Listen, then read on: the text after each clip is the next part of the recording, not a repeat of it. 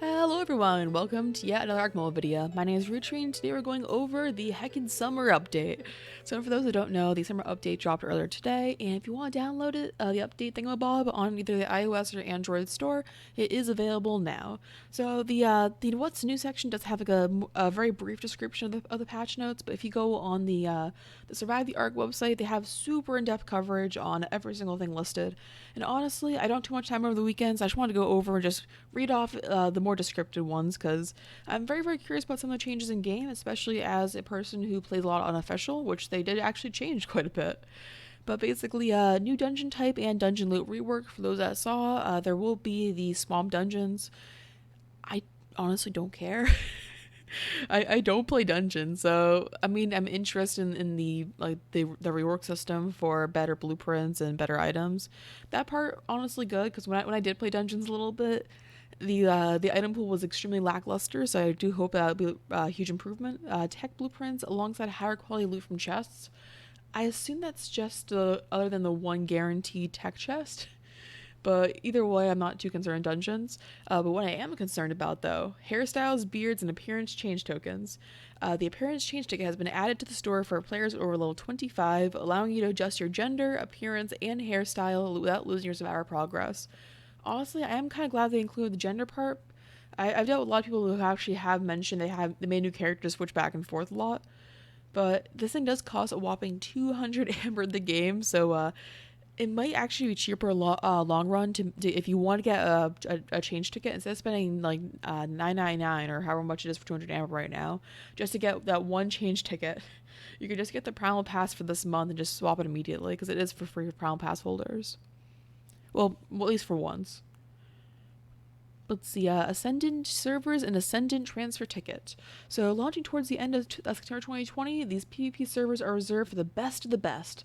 Once players reach level 100 on official servers, they may purchase an Ascendant transfer ticket to go to an Ascendant server at the same difficulty. Only your survivor data and premium items will carry with you. All players will start from level 1 upon downloading their Ascendant transfer ticket. I mean, didn't they actually talk about the Ascendant thing like a year ago? It's an interesting concept. Personally, as a PvP, not PvP, as a PvE buff myself, I might try this, but the chance of me getting level 100 on a PvP server is slim to none. So, I mean, for those entering PvP, I hope it goes awesome for you guys. As for the official casual servers, we've taken the survival mode from unofficial servers and single player to put a slight spin on it for official servers. For those looking for lower stakes a bit, these servers allow you to keep your blueprints, weapons, and armor when you die. Additionally, demolishing structures will return their full resource cost.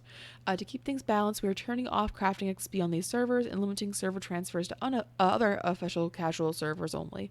At launch, players can find the following servers. Basically, just look for the name Painted Sharks because there's one for North American, European, Asian, and Australian servers. Honestly, pretty happy about that. I have actually tried casual unofficial. It is a very interesting idea. I mean, I still prefer playing traditional game, but for those that want an easier time, very, very nice. Let's see. Increased raft and platform saddle. Increased raft and platform saddle building limitations. So launching. Oh wait, no, not launching. Reading the wrong one again. We've taken this survival mode from unofficial. Wait, I cannot read for the life of me today. Okay, want to build bigger? This update doubles the structure limit on all rafts and platform saddles in single player and multiplayer. Unofficial server owners will gain the ability to raise that rate even further if they so choose, more than that below. So they can raise that from like I believe 1 is the base amount, and then it just goes up to 5. So interesting. I mean, I'd rather not make it so you can have like an entire mansion on top of a poor little mammoth, but it's still interesting. Okay. PvP balance changes, what everyone heckin' wanted. Well, besides the hair, at least for me. PvP balance changes. We are introducing 2 key balance changes to shake up the way many players have been accustomed to playing PvP. The flyer speed debuff has been being greatly increased so that your flying tames will be significantly slowed upon taking damage. We are also removing the ability to place spike walls and rafts, forcing you to get a bit more creative with our naval battles. I've never watched, I watched a little bit of PvP, but not enough to see spike walls and rafts as like naval warfare.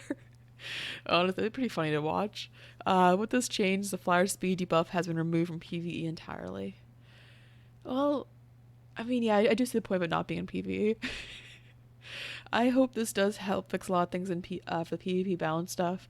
I'm sure they're not going to mention like in the patch notes, oh, we fixed meshing exploits and whatnot, because that'd probably give hackers a step up. Actually, I'm not an expert on PvP, but basically, I'm sure they also include other things to fix as well. But at least those two major ones are pretty interesting. So, as an unofficial server owner, new unofficial server values, very, very fascinating. The XP multiplier can raise from 2 to 4, so you can make extremely easy servers.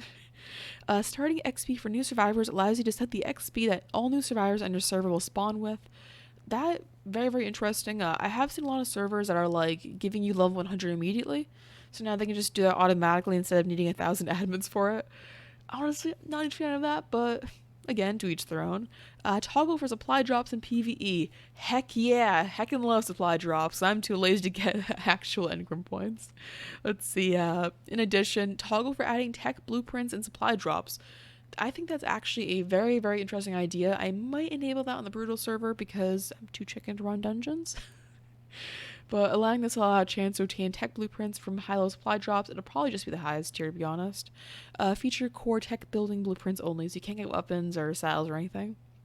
Toggle flyer speed debuff in PvE. I don't know why you would want it for PvE, but you have the option to toggle it. Flyer speed debuff value will allow you to adjust the amount of speed loss upon taking damage. I mean, it's nice to have, but eh. Raft and platform building multiplier allows you to set the multiplier for amount of structures that can be placed on rafts and platform saddles. Cap for unofficial servers is 5 times. That can make for some pretty wacky builds if I can imagine that, but holy heck. In addition, additional improvements and bug fixes. Daily taming and hatching pursuits will not appear in rotation when server moratorium is active. Thank goodness. I saw so many players complaining about that whenever they first had the server moratorium set up. Let's see. Prevent players from creating survivor names on servers if survivor name is already present. Again, thank goodness for in-person run unofficial servers. That is a godsend right there. Remove the ability to place spike walls and rafts. Already mentioned that. Remove flyer speed debuffs for official PvE servers. I know I talk. Removed amber from possible loot from mailable gifts in multiplayer. Well, I understand it's a good thing to remove that. As a person who's previously gotten gifted amber, it is pretty nice. But I have seen actually quite a few players that have extremely good luck and they'll open up like 5 gifts and they're all just amber, and then suddenly they go from like, oh, I have 5 amber to 500 amber. So I do understand the removing that as an exploit. Fixed resolution issues on iPhone SE 2nd generation. I don't even have that, so I still have a much older phone. And then dozens of exploit fixes. Yeah, guys, dozens. Expect the game to be perfect ship shape by tomorrow morning. Anyways, guys, that goes over all the patch notes changes. I just want to read it off for you guys because honestly, I was very curious. And I'll go over the hairstyle, server saddle stuff at a later date because I had a lot of work today. So hopefully expect those on like Saturday or Sunday. But anyways, I hope everyone's a super awesome night. Have fun playing the heckin' update. I know I will, especially with the hair update. But I hope everyone's a super awesome night, and we'll see y'all next time. Bye!